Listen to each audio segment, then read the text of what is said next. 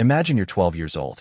Your hair is still braided by your mother's hands, and one morning, she won't look you in the eye.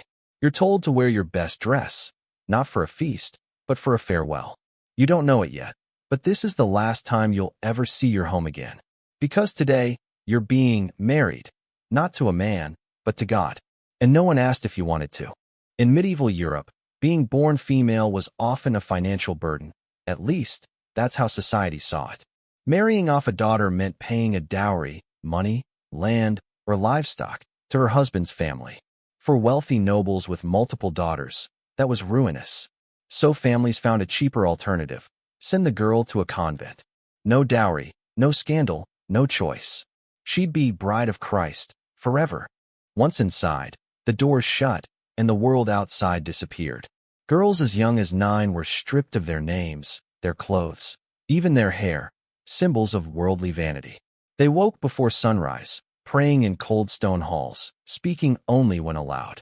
If they cried, they were told it was the devil resisting holiness. But behind those walls, not every nun accepted her fate quietly. Some nuns rebelled in silence. Secret letters were smuggled out, pleading for freedom. Others faked visions or illness, hoping to be released. A few even escaped, though being caught meant public humiliation or worse, excommunication.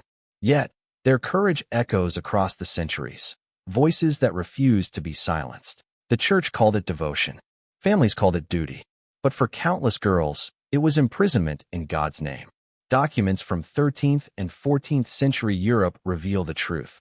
Letters from abbesses begging bishops not to accept unwilling girls. Even popes complained about forced vows. Yet the practice continued, because piety was profitable and silence easy to maintain. For every saintly nun we read about, there were dozens who never chose that life. They dreamed of sunlight, of families, of laughter, dreams traded for silence and obedience.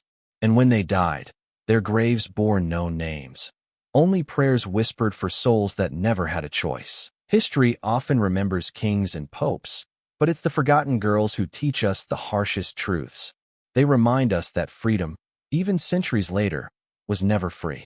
So the next time you see a painting of a serene medieval nun, remember, some of them didn't choose heaven, it was chosen for them.